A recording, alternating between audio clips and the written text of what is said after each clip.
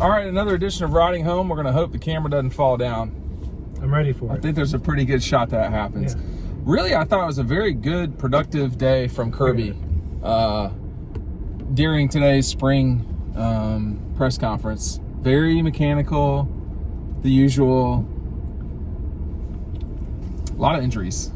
A lot of injuries to important players. Yeah. Brock Bowers and Darnell Washington, namely. Guys like that. You got people, other weapons like Arian Smith who are trying to work their way back. Yeah, Arian Smith's got to get healthy. Yeah, you got young linebackers, Smile Mondon, guys that we think may be people that step up and fill in some of those roles. Just not healthy. Nothing that they haven't dealt with before, as Kirby said. So, right. I mean, you deal with injuries every year, but a lot of injuries. Obviously, you don't want any, and then he said injuries to some of the newcomers too. So Tyke Smith working back from his ACL. Bear Alexander, who needs to get out there. Saw Zion Logue today. He looks good. Looks bigger than I remember. And then Nolan Smith looks good. You know, it's money. It's money time for both those guys, and it's time to go. I think the big thing to me, you know, we didn't talk about quarterbacks hardly at all. I think Dash asked one question, which, you know, of course you would ask a question about the quarterbacks. Why wouldn't you? Yeah. And then Kirby's response, I thought, was a good one, which was, hey, we got to figure out, you know, how we can develop all these guys, because they all four need development still. And they're all in different spots. They are in different spots. I mean, my question is, you know, can someone really push in meaningful way Stetson out of reps? Stetson pushed JT out of reps. Can someone do that? That's the question. You know, I mean, we're going to see the answer could be yes. It could be yes. That is something that we saw a year ago. I talked about this a few weeks ago, but Carson was number 2, right behind JT. Carson was beating out Stetson last spring. Yes, that's the assumption. That's kind of like the knowledge that we've gained. No, he was the 2, and he was the 2 almost up to the UAB game. Correct. So we can see changes. It's not like we've seen Stetson get passed in the depth chart before. Yes. And I don't know that the fact that he's a national championship quarterback will change anything. Kirby is going to play the best guy that week. I mean, he's a good coach. You know, it goes back to what did Kirby learn from Jake Fromm and Justin Fields? And I'll tell you, there's been a lot less talk about that lately, because that's been the number one criticism of Kirby Smart.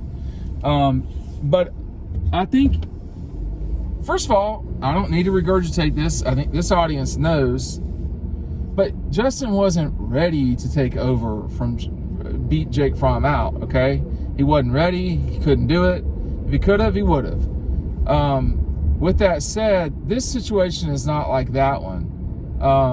But is there a spot where Brock Vandagriff is a better fit for what Georgia's doing than Stetson Bennett? Is there a spot where Carson is a better fit than Stetson for what Georgia's doing?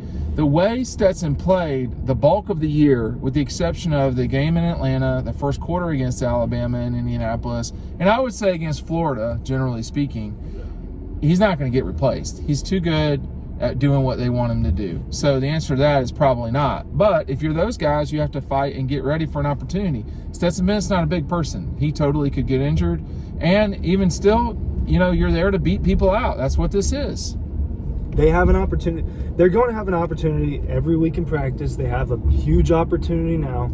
If you're Brock Vandagriff, if you're Carson Beck, if you're Gunnar Stockton, if you want to beat Stetson out, go beat him out and prove yourself. The opportunity is there. I mean, we've seen it time and time again. You have chances in practice to prove yourself, and injuries allow people to step up. Not that I'm predicting that Stetson's going to get hurt. Neither of us think that Stetson's going to get beaten out heading into the Oregon game. No. But I'll tell you this, though, man. You know, in basketball, the time you get better is in the summer. Yeah. You're playing a lot. You know, there's a lot you can do. You just came off your season. In football, you can make big, not incremental steps. You can make big improvements moving forward. It's 15 practices, but there are days in between. You know, certainly Wednesday, Thursday. Oh God, I'm getting this wrong. Wednesday, Friday, Sunday, Monday, where they're teaching, and not Sunday typically. But my point is that there are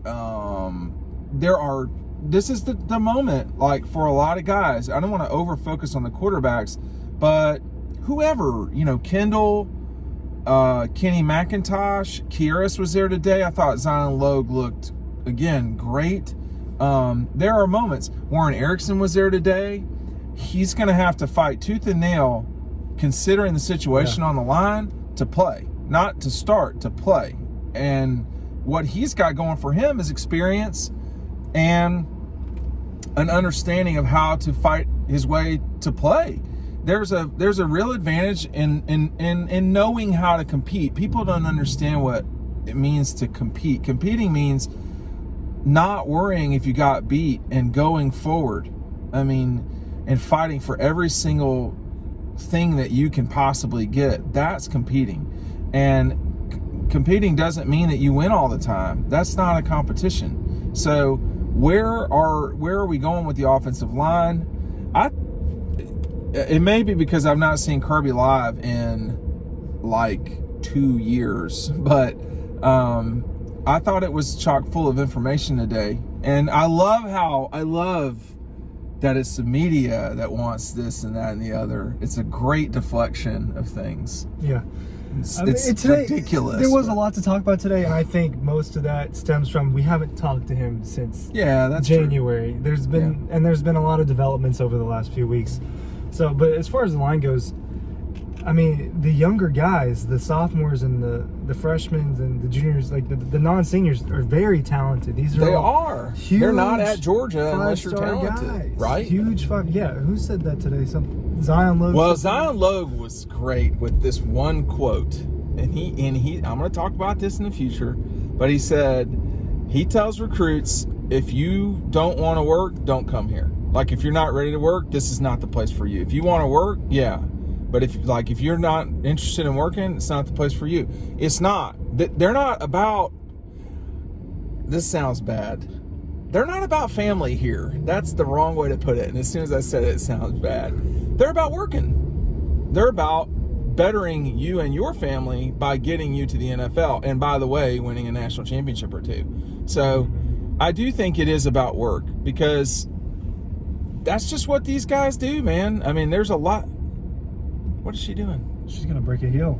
Yeah, that is an aggressive. That's quite the running. Those are thick heels. Those are not high heels, though. They were middle.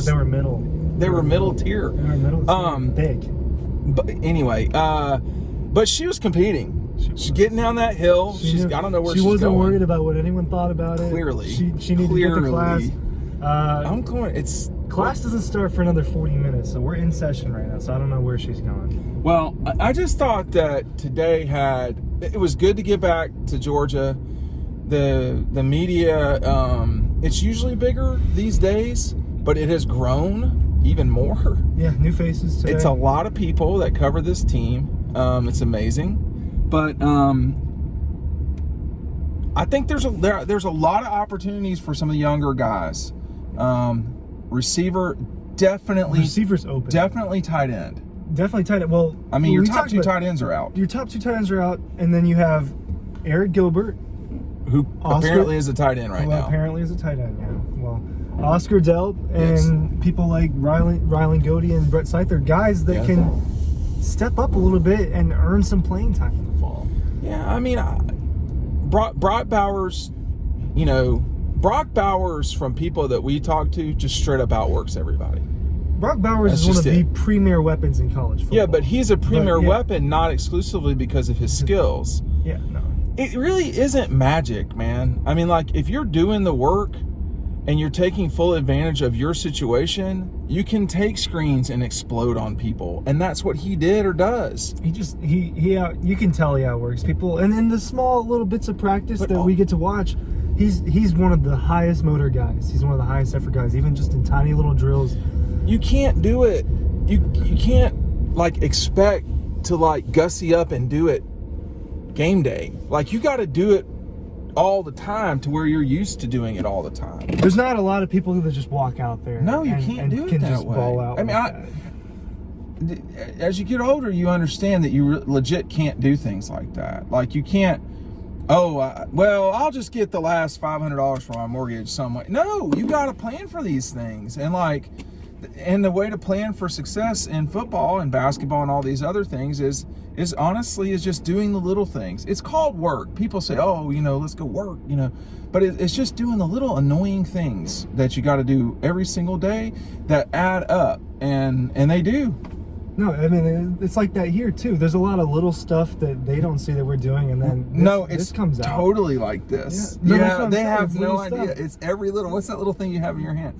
There's a lot of stuff on here. There's all sorts of little things that you have to do in order to have a chance to be successful. It doesn't even mean you're going to be successful. And like at Georgia, they are giving you every opportunity to become successful. Now, Zion Logue, I've talked about him a lot. And we're going to see. We're going to see. But he's gotten serious. And because he's gotten serious, he now has an opportunity to be taken seriously for the next step, which is the NFL. Now, he's not going to do what Jordan Davis did. That's not who he is. So all of these guys, whether it's Kieras, Warren Erickson we saw today, Nolan, I mean, the money's on the table now for Nolan, Kieras, and Zion Logue. They just have to go grab it. Then that involves doing the little business you have to do every single day to get it right. It's annoying. It's not fun, right? I don't find it overwhelmingly fun doing the little stuff. Not necessarily. But if you don't do them, you will not be able to add up to getting it right. The little stuff is convincing Stetson Bennett to come back. Could they have won the national championship with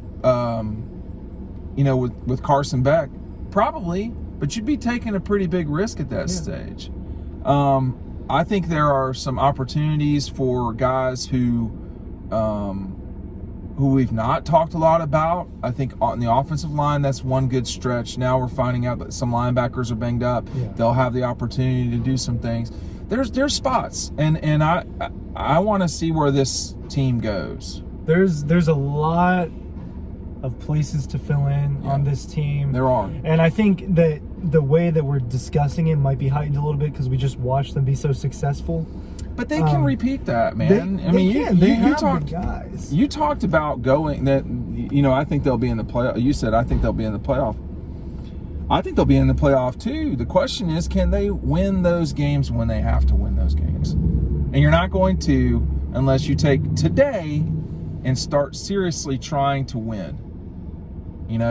Like they have the blueprint, and there's a lot of guys who are from that national championship team. It's not like it's just a whole new roster. No, it's not. So they have but Kirby talked a lot today, for a whole couple minutes about this team is exclusive to, each team is exclusive from each team, that they're trying, right now is the time that they want to find their identity. Who is the 2022 Georgia Bulldogs? That's what they're trying to discover right now. Well, we don't know, and in many ways we knew a lot about last year's team, but we know a lot about this year's team too. We do know a lot about Stetson and Brock Bowers and Broderick Jones, and I look at this offense as another one that can put up 40 a game. And I think the offense could be good. I think it could be special. But we'll see. Now, there's a lot of confidence about the offense. But today he basically said, we know what it's like to win the national championship, but we're not looking backwards, we're looking forward. And this is a new staff. You have Stacey Searles, you got Will on the field, you got Chuma Edoga. I said that wrong. The linebackers coach whose name I just misspoke, but and then you've got some guys who've been around the block who have been very successful for them. Glenn Schumann, certainly Trey Scott, and Del McGee is as important as anyone in the program. So and he has a legit job on his hands. For this year. But anyway, riding home, we're going to release this one tonight. We're going to check out Mike White now and get that out to the masses. Thanks for watching.